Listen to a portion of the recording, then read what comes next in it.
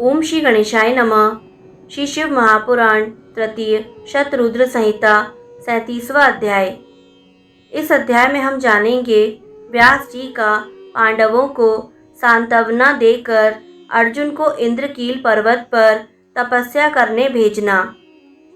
नंदीश्वर बोले, हे प्राज्ञ, अब आप शिव जी का कीर अवतार सुनिए, जिसमें उन्होंने प्रसन्न होकर मूक दानव का वध किया एवं अर्जुन को वर प्रदान किया। दूत क्रीड़ा में जब श्रेष्ठ पांडवों को दुर्योधन ने जीत लिया, तब वे परम पतिव्रता द्रौपदी को अपने साथ लेकर द्वैतवन चले गए। उस समय वे पांडव वहां पर सूर्य के द्वारा दी गई स्थाली बटलोई का आश्रय लेकर सुखपूर्वक अपना समय बिताने लगे। हे विपेंद्र, तब दुर्योधन ने महामुनि दुर्वासा को छल करने के लिए आदरपूर्वक प्रेरित किया। तदंतर महामुनि दुर्वासा पांडवों के निकट गए। वहां जाकर अपने 10,000 शिष्यों के साथ दुर्वासा ने मनोनुकूल भोजन उन पांडवों से प्रेम पूर्वक मांगा। पांडवों ने उनकी बात स्वीकार कर ली और उस समय दुर्वासा आदि प्रमुख तपस्वी मुनियों को स्नान करने हेतु भेज दिया। हे मुनीश्वर, उस समय अन्न के अभाव से दुखी होकर उन सभी पांडवों ने प्राण त्यागने का मन में निश्चय किया। तब द्रौपदी ने शीघ्र ही श्री कृष्ण का स्मरण किया। वे उसी समय पधारे और शाक का भोग लगाकर उन सभी को तृप्त किया। तब शिष्यों को तृप्त जानकर दुर्वासा वहां से चले गए। इस प्रकार श्री कृष्ण जी की कृपा से पांडव उस समय दुख से निवृत्त हो गए।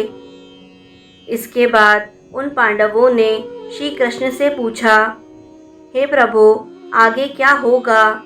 यह दुर्योधन महान वैरी उत्पन्न हुआ है। अब आप बताइए कि क्या करना चाहिए। नंदीश्वर बोले, हे मुने, उन पांडवों के द्वारा इस प्रकार पूछे जाने पर श्री कृष्ण जी ने शिव जी के चरण कमलों का स्मरण करके पांडवों से यह कहा। श्री कृष्ण जी बोले, हे श्रेष्ठ पांडवों, शिवोपासना से युक्त मेरे वृत्तांत को सुनिए और सुनकर विशेष रूप से शिवोपासना रूप कर्तव्य का अनुपालन कीजिए। पूर्व में मैंने अपने शत्रुओं पर विजय प्राप्त करने की इच्छा से द्वारका में जाकर महात्मा उपमन्यु के उपदेशों का विचार करके वटुक नामक श्रेष्ठ पर्वत पर 7 मास पर्यंत शिव जी की आराधना की। तब भली भांति सेवा किए जाने से परमेश्वर शिव जी मुझ पर प्रसन्न हो गए। विश्वेश्वर ने साक्षात प्रकट होकर मुझे अभीष्ट वरदान दिया। उन्हीं की कृपा से मैंने सभी प्रकार का उत्तम सामर्थ्य प्राप्त कर लिया। हे पांडवों, मैं इस समय भी भोग एवं मोक्ष देने वाले शिव जी की सेवा करता हूँ।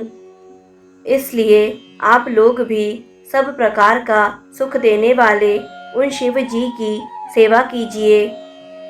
नंदीश्वर बोले, ऐसा कहकर पांडवों को आश्वासन देकर श्री कृष्ण जी अंतर्ध्यान हो गए और शिव जी के चरण कमलों का स्मरण करते हुए शीघ्र ही द्वारका चले गए। इधर उत्साह युक्त पांडवों ने उस दुर्योधन के गुणों की परीक्षा के लिए एक भील को भेजा। वह भी दुर्योधन के सभी गुणों और पराक्रम का भली भांति पता लगाकर अपने प्रभु पांडवों के समीप लौट आया। हे मुनीश्वर, उसकी बात सुनकर पांडव अत्यंत दुखी हुए और अतीव दुखित उन पांडवों ने आपस में कहा, अब हम लोगों को क्या करना चाहिए और कहाँ जाना चाहिए? यद्यपि हम लोग इस समय युद्ध करने में समर्थ हैं, किंतु सत्यपाश से बंधे हुए हैं। नंदीश्वर बोले, इसी समय मस्तक पर भस्म लगाए, रुद्राक्ष की माला धारण किए, सिर पर जटाजूट से सुशोभित तथा शिव प्रेम में निमग्न तेजो राशि साक्षात दूसरे धर्म के समान श्री व्यास जी पंचाक्षर मंत्र का जप करते हुए वहां आए। तब उन्हें देखकर वे पांडव प्रसन्न हो उठकर उनके आगे खड़े हो गए और उषा से युक्त मृग चर्म का आसन उन्हें देकर उस पर बैठे हुए व्यास जी का हर्षित होकर पूजन किया। अनेक प्रकार से उनकी स्तुति की और कहा कि हम धन्य हो गए, हमने जो कठिन तप किया, अनेक प्रकार के दान दिए, वह सब सफल हो गया। हे प्रभु, हम सब आपके दर्शन से तृप्त हो गए। हे पितामह, आपके दर्शन से दुख दूर हो गया। क्रूर कर्म वाले इन दुष्टों ने हम लोगों को बड़ा दुख दिया है। आप जैसे श्रीमानों का दर्शन हो जाने पर जो दुख कभी ना गया वह अब चला ही जाएगा, ऐसा हम लोगों का विचारपूर्ण निश्चय है। सब कुछ करने में समर्थ आप जैसे महात्माओं के आश्रम में पधारने पर भी यदि दुख दूर ना हुआ तो इसमें दैव ही कारण है। बड़े लोगों का स्वभाव कल्प वृक्ष के समान माना गया है। उनके आने पर दुख का कारणभूत दारिद्र्य निश्चित रूप से चला जाता है। हे प्रभु, महापुरुषों के गुणों का कथन करने से, उनका नाम संकीर्तन मात्र करने से अथवा उनका आश्रय लेने से व्यक्ति महत्ता या उपेक्षा करने से लघुता को प्राप्त करता है, इसमें कोई विचार नहीं करना चाहिए। उत्तम पुरुषों में स्वभाव ही ऐसा होता है कि वे दीन जनों का परिपालन करते हैं। निर्धनता को लोक में परम कल्याणकारी माना गया है, क्योंकि इसके सामने अर्थात लक्ष्य के रूप में दूसरे का उपकार और सज्जनों की सेवा ये ही रहते हैं। उसके बाद जो भाग्य है उसमें किसी को दोष नहीं देना चाहिए। इसलिए हे स्वामिन, आपके दर्शन से हम लोग अपना मंगल ही मानते हैं। आपके आगमन मात्र से हमारा मन हर्षित हो उठा है। अब आप हम लोगों को शीघ्र ही ऐसा उपदेश दें जिससे हमारा दुख दूर हो। नंदीश्वर बोले। पांडवों का यह वचन सुनकर प्रसन्न चित्त हुए महामुनि व्यास जी ने यह कहा, हे पांडवों, आप लोग दुख मत कीजिए। आप लोग धन्य हैं और कृत्य हैं जो कि आप लोगों ने सत्य का लोभ नहीं होने दिया। सत्य पुरुषों का ऐसा अति उत्तम स्वभाव होता है कि वे मृत्यु पर्यंत मनोहर फल देने वाले सत्य तथा धर्म का त्याग नहीं करते हैं। यद्यपि हमारे लिए आप लोग तथा वे कौरव दोनों ही बराबर हैं, फिर भी विद्वानों के द्वारा धर्मात्माओं के प्रति पक्षपात उचित कहा गया है। अंधे तथा दुष्ट धृतराष्ट्र ने पहले ही धर्म का त्याग किया और लोभ से स्वयं आप लोगों का राज्य हड़प लिया। आप लोग तथा वे कौरव दोनों ही उनके पुत्र हैं, इसमें संदेह नहीं है। पिता पांडु के मर जाने पर उन महात्मा के बालकों के ऊपर उन्हें कृपा करनी चाहिए। उन्होंने कभी भी अपने पुत्र दुर्योधन को मना नहीं किया। यदि उन्होंने ऐसा किया होता तो यह अनर्थ न होता। जो होना था वह हो चुका, होनहार कभी मिथ्या नहीं होता। यह दुर्योधन दुष्ट है, आप लोग धर्मात्मा एवं सत्यवादी हैं, इसलिए अंत में निश्चित रूप से उसका ही अशुभ होगा। जो बीज यहाँ उसने बोया है वह अवश्य उत्पन्न होगा। इसलिए निश्चय ही आप लोगों को दुखी नहीं होना चाहिए। हर प्रकार से आप लोगों का अवश्य ही शुभ होगा, इसमें संदेह की आवश्यकता नहीं है। नंदीश्वर बोले। इस प्रकार कहकर महात्मा व्यास जी ने उन पांडवों को प्रसन्न कर लिया। तब युधिष्ठिर आदि पांडवों ने पुनः उनसे यह वचन कहा।